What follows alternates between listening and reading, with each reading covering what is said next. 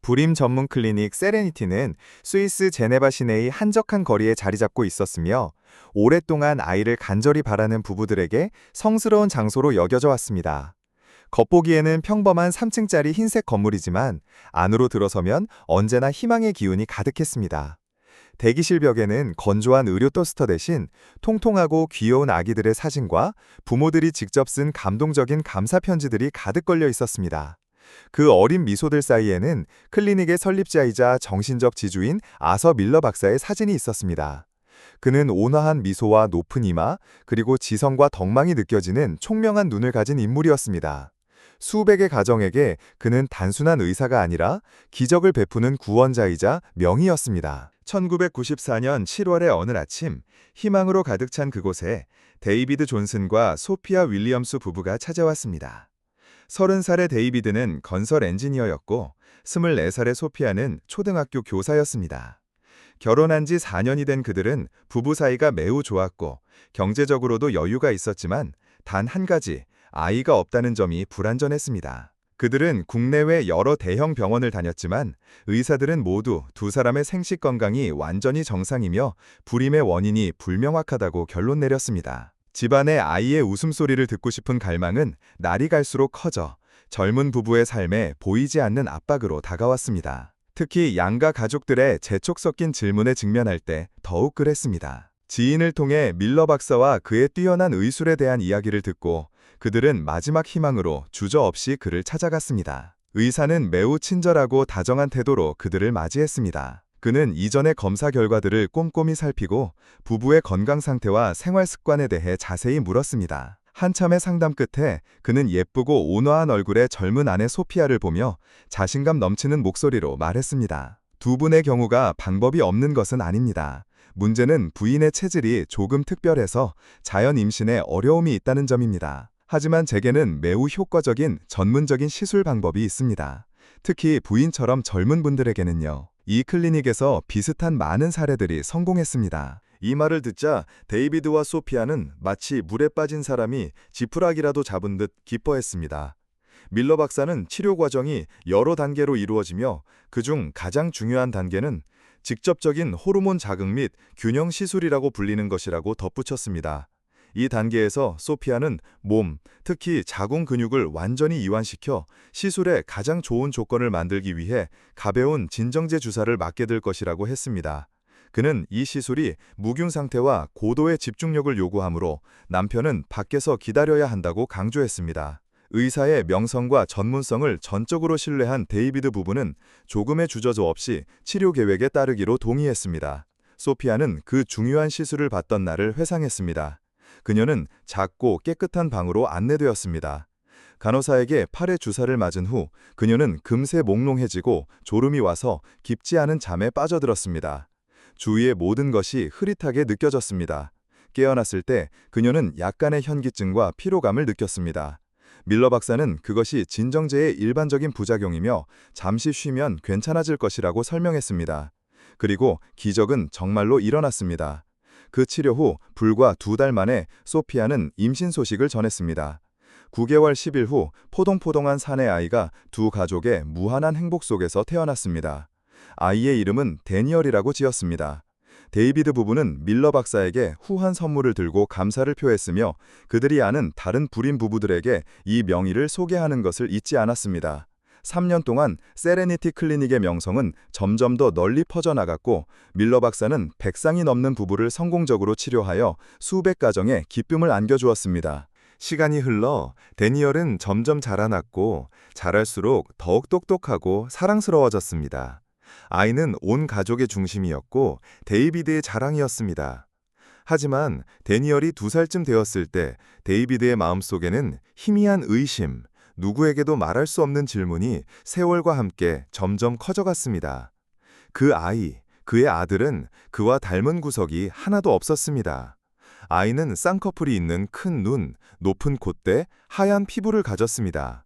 반면 그의 가족은 조부모, 부모, 형제들까지 모두 외꺼풀 눈에 까무잡잡한 피부, 그리고 북유럽인 특유의 낮은 콧대를 가지고 있었습니다. 처음에는 유전의 우연이라고, 아마 외가의 누군가를 닮았을 것이라고 생각했습니다. 하지만 친구들의 농담, 데니얼은 아빠를 하나도 안 닮았네? 엄마를 다 닮았나 봐. 또는 데이비드, 남의 자식 키우는 거 아니야? 와 같은 친척들의 무심한 말들은 그의 마음에 보이지 않는 칼날처럼 박혔습니다. 그 의심은 마치 독사처럼 매일 그의 마음을 갉아먹었습니다. 그는 짜증을 내거나 아내를 꼬치꼬치 캐묻기 시작했습니다. 그는 아들을 사랑했지만 아이의 얼굴을 볼 때마다 그 질문이 떠올라 그를 괴롭혔습니다. 그는 그가 늘 온화하고 순결하다고 믿었던 아내를 의심하기 시작했습니다. 그녀가 부정을 저지른 것일까? 하지만 그는 어떤 증거도 찾을 수 없었습니다. 소피아는 가정적인 여자였고 수업 시간 외에는 집에서 남편과 아이를 돌보며 의심스러운 관계는 전혀 없었습니다. 마침내 이 고통을 더 이상 견딜 수 없게 되자 그는 그 진실이 아무리 잔인하더라도 밝혀내기로 결심했습니다. 그는 데니얼이 자고 있을 때 몰래 머리카락 몇 가닥과 자신의 손톱 조각을 채취했습니다. 그는 아내에게 파리로 며칠 출장을 간다고 거짓말을 하고 혼자 수도로 가서 신뢰할 수 있는 DNA 검사 센터를 찾아갔습니다. 그는 거의 일주일 동안 결과를 기다려야 했습니다. 그 일주일은 그의 인생에서 가장 긴 시간이었고 그는 자신이 틀렸기를 바라면서도 진실을 마주해야 하는 두려움에 떨었습니다. 그리고 마침내 그날이 왔습니다.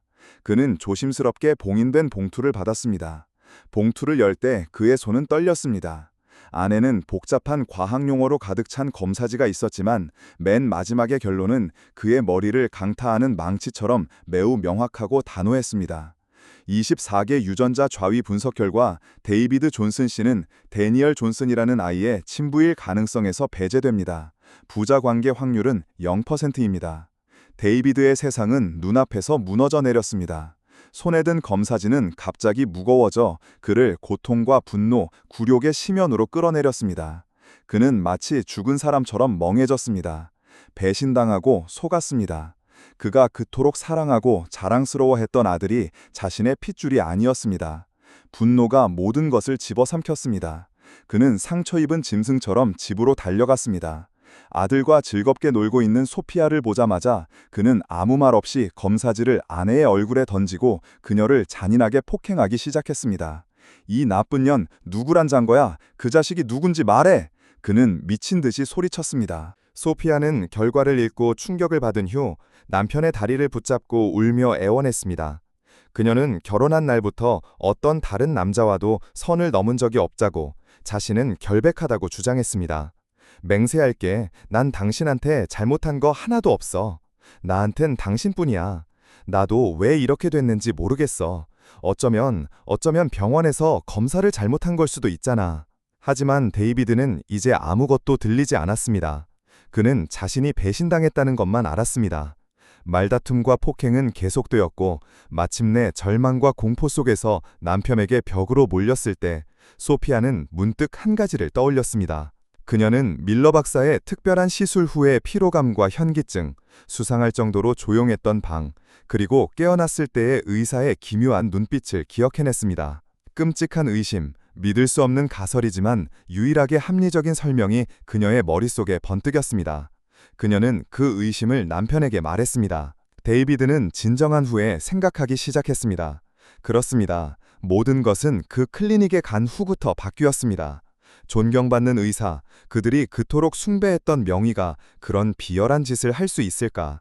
그 생각은 미친 것 같았지만 일어나고 있는 모든 비합리적인 일들과 맞아떨어졌습니다. 그 질문에는 답이 필요했습니다. 데이비드는 이것이 더 이상 자신의 가족만의 문제가 아니라는 것을 알았습니다. 만약 그들의 의심이 사실이라면 얼마나 많은 다른 가족들이 희생양이 되었을까? 얼마나 많은 다른 아이들이 거짓으로 태어났을까? 그는 모든 것을 밝히기로 결심했습니다. 다음 날 DNA 검사지를 들고 그는 제네바 경찰서를 찾아가 아서 밀러 박사의 수상한 행위에 대한 조사를 요구하는 고소장을 제출했습니다.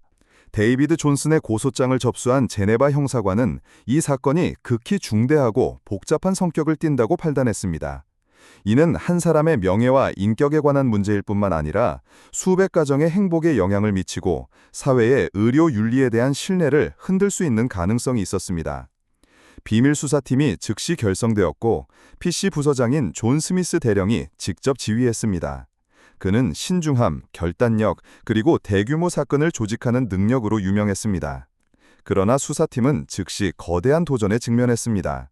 그들이 가진 유일한 증거는 사설센터의 DNA 검사 결과와 1년도 더 전에 마취 후 현기증을 느꼈다는 한 아내의 의심 가득한 진술뿐이었습니다.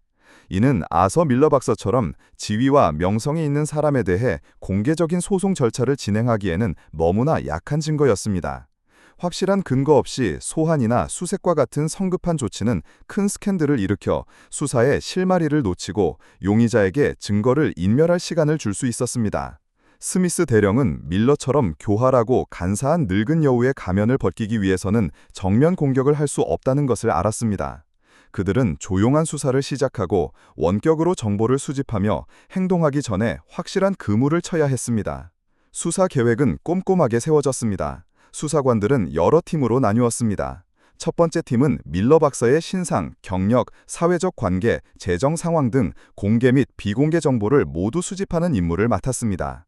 두 번째 팀은 세레니티 클리닉에서 성공적으로 치료받은 모든 부부의 명단을 재검토하는 임무를 맡았습니다. 특히 소피아의 경우처럼 25세 미만의 젊은 아내들에게 주목했습니다. 세 번째 팀은 가장 중요하고 위험한 임무로 여성 수사관을 환자로 위장시켜 클리닉에 잠입시켜 내부에서 증거를 수집하는 특별 임무를 부여받았습니다. 첫 번째 팀의 조사 결과 아서 밀러는 거의 완벽한 외피를 가지고 있었습니다. 그는 52세로 전문성이 높고 가정도 행복했으며 아내도 의사였고 자녀들도 성공했습니다. 재정적으로도 매우 부유했지만 불법적인 흔적은 없었습니다. 그는 동료들과 환자들에게 온화하고 덕망 있으며 직업에 헌신적인 사람으로 평가받았습니다. 그런 사람은 변태적이거나 비열한 인물일 리가 없어 보였습니다. 두 번째 팀의 결과는 더 우려스러웠습니다. 3년 동안 총 112쌍의 부부가 세레니티 클리닉에서 치료 후 아이를 가졌습니다. 그중 86건이 25세 미만의 아내였고 모두 특별한 치료법을 적용받았습니다. 이는 비정상적인 비율이었고 의심스러운 우연의 일치였습니다. 하지만 이 모든 것은 여전히 추측에 불과했습니다. 수사팀은 직접적이고 반박할 수 없는 증거가 필요했습니다. 이 중책은 젊고 아름답지만 매우 똑똑하고 예리하며 심리적으로 안정된 여성 수사관 에밀리 클라크 상사에게 맡겨졌습니다. 그녀는 불임 부부의 아내로 위장하여 다른 남성 수사관과 함께 밀러 박사의 클리닉을 찾아가는 임무를 부여받았습니다. 연극은 정교하게 준비되었습니다. 에밀리와 그녀의 동료는 3년간 결혼했지만 아이가 없는 소규모 사업가 부부 라이언과 제시카로 위장하여 세레니티 클리닉을 찾아갔습니다. 그들은 경찰 의료 전문가들이 준비한 가짜 의료 기록을 가지고 갔는데 이는 데이비드 부부의 상황과 똑같았습니다. 밀러 박사는 평소처럼 친절하고 전문적인 태도로 그들을 맞이했습니다. 기록을 검토하고 에밀리를 진찰한 후 그 역시 똑같은 결론을 내렸습니다. 부인의 체질이 조금 특별합니다. 하지만 아직 젊고 25세 미만이므로 제 전문적인 치료법에 매우 적합합니다. 성공률이 매우 높습니다. 밀러 박사가 가벼운 마취와 함께 직접적인 호르몬 자극 및 균형 시술을 제안했을 때 에밀리는 자신이 올바른 길을 가고 있음을 알았습니다. 그녀는 동의했습니다. 상세한 행동 계획이 세워졌습니다. 에밀리는 초소형 녹음 장치를 장착할 것이고 한 팀은 밖에서 대기하며 신호가 오면 즉시 진입할 준비를 할 것이었습니다. 이 계획은 깨끗한 손 작전이라고 불렸습니다. 목표는 밀러 박사의 범죄 현장을 포착하는 것이었습니다. 시술 당일 에밀리는 제시카 역할로 방으로 안내되었습니다. 그녀의 심장은 두려움 때문이 아니라 긴장감 때문에 격렬하게 뛰었습니다. 그녀는 작은 실수 하나가 전체 수사를 망칠 수 있다는 것을 알았습니다. 간호사에게 주사를 맞은 후 에밀리는 의식을 잃은 척 혼수 상태에 빠졌습니다. 그녀는 호흡을 조절하고 몸 전체를 이완시키려 노력했지만 귀와 정신은 완전히 깨어 있었습니다. 그녀는 밀러 박사의 발소리가 가까워지는 것을 들었습니다. 간호사가 방을 나가는 소리와 문이 닫히는 소리를 들었습니다. 그녀의 심장은 가슴 밖으로 튀어나올 것 같았습니다. 바로 지금 결정적인 순간이 다가오고 있었습니다. 하지만 아무 일도 일어나지 않았습니다.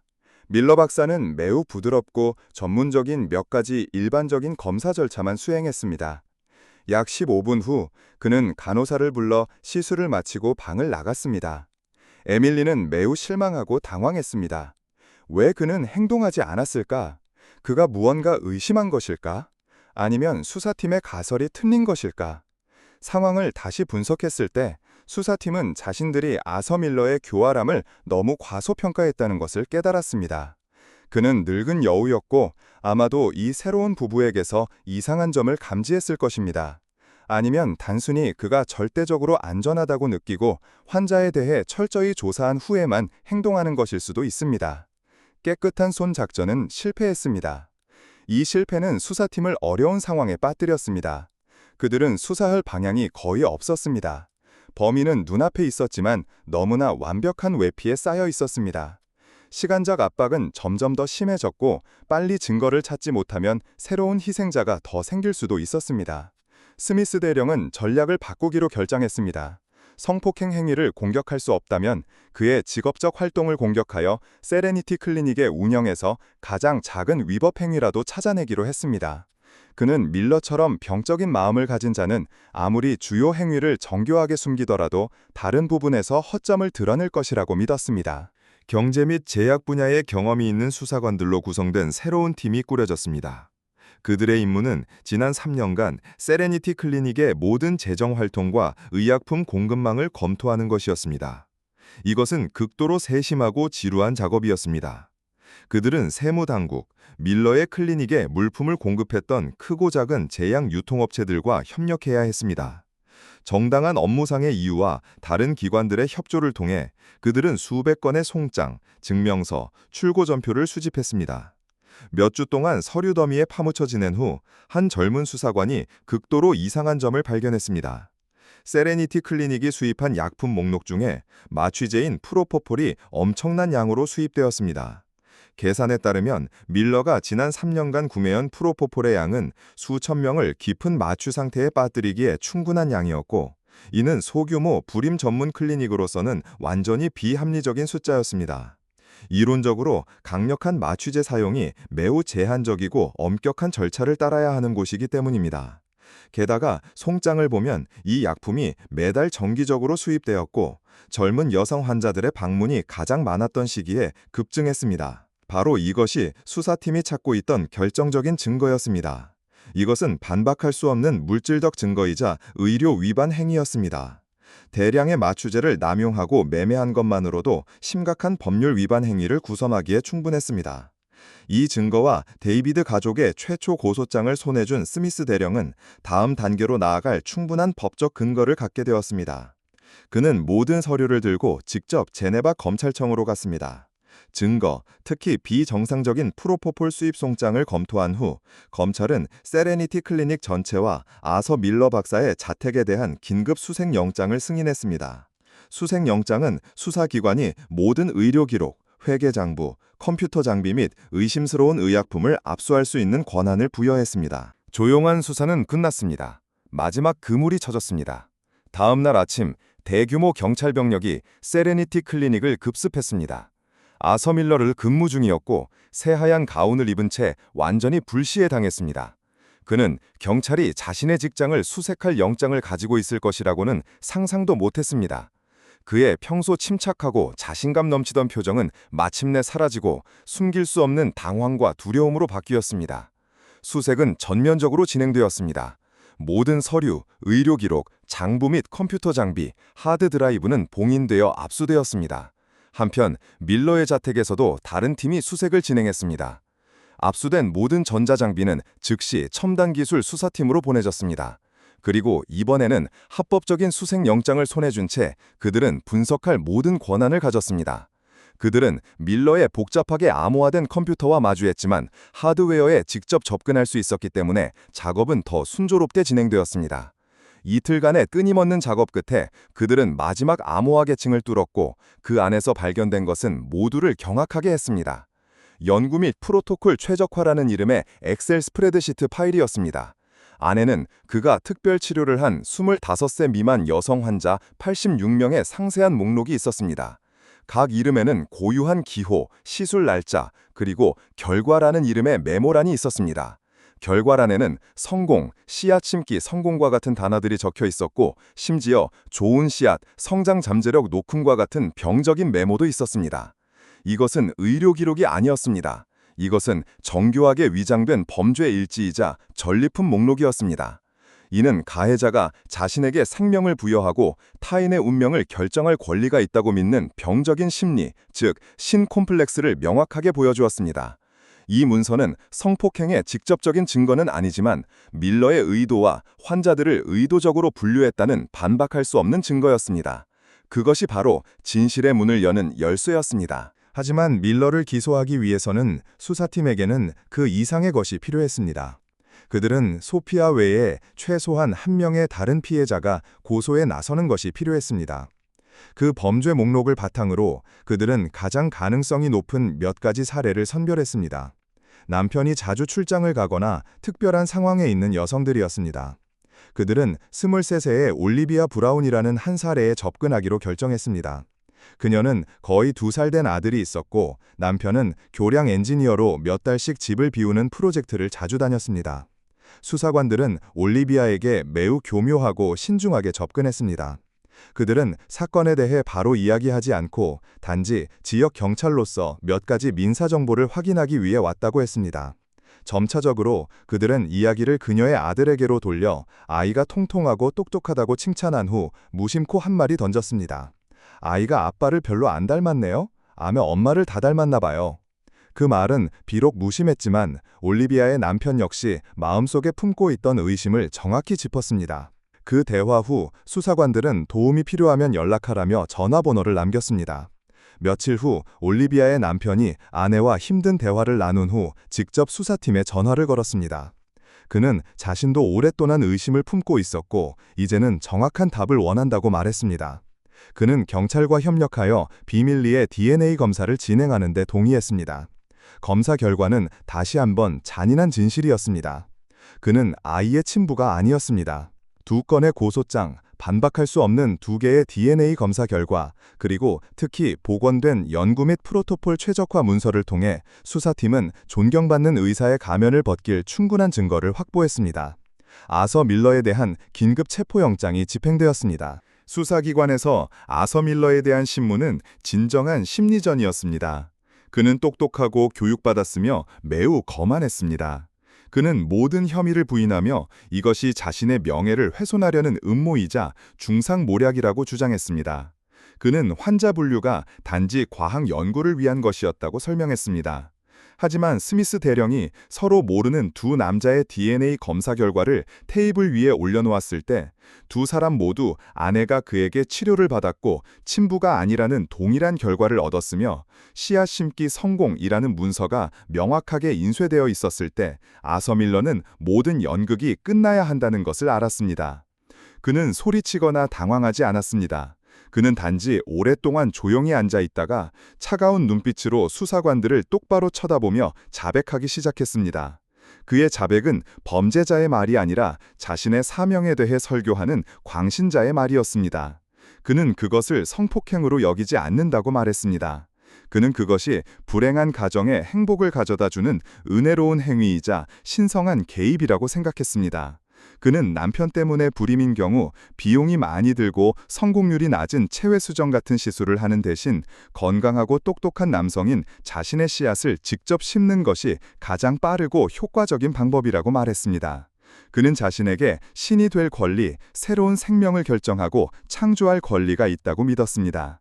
그는 조금의 후회도 없었고 단지 자신의 숭고한 사명이 발각된 것에 대한 아쉬움만 있었습니다. 그는 심지어 우수한 아이들을 만들어냄으로써 사회에 복을 베풀고 인종을 개량하고 있다고 말했습니다. 아서 밀러의 병적이고 오만한 자백은 그의 범죄를 공식적으로 종결시켰지만 그것은 매우 큰 사회적 비극을 열었습니다. 이 사건이 언론에 공개되자 진정한 지진이 일어났습니다. 세레니티 클리닉에서 치료를 받았던 수백 쌍의 부부들이 경찰서와 검사센터로 몰려들었습니다. 신뢰와 가정의 행복에 대한 광범위한 위기가 발생했습니다. 진실을 알게 된 남편들 중 일부는 아내를 폭행하고 버렸습니다. 가정이 파탄나고 이혼하는 경우도 있었습니다. 어떤 아이들은 갑자기 무고한 희생자가 되어 그들이 사랑했던 아버지에게 버림받고 악마의 피를 반쯤 물려받게 되었습니다. 수백 가정이 이 잔인한 진실을 어떻게 마주해야 할지 모르는 진퇴양난에 빠졌습니다. 그 후 재판에서 반박할 수 없는 증거와 전 사회의 분노 앞에서 아서 밀러는 자신의 범죄에 직면해야 했습니다. 제네바 법원은 피고인 아서 밀러에게 다수의 사람을 대상으로 하고 직업을 이용하여 범죄를 저지른 정황을 고려하여 강간죄로 무기징역을 선고했습니다. 판결은 내려졌지만 이 악마 같은 의사가 사회에 남긴 상처는 치유되기까지 아주 오랜 시간이 걸릴 것입니다. 이것은 의료 윤리의 타락, 잘못된 곳에 놓인 신뢰의 위험성에 대한 값비싼 교훈입니다. 그리고 그것은 또한 지식과 존경의 외피 뒤에 때로는 아무도 예측할 수 없는 병적인 사상을 가진 악마들이 숨어 있을 수 있다는 것을 상기시켜 줍니다.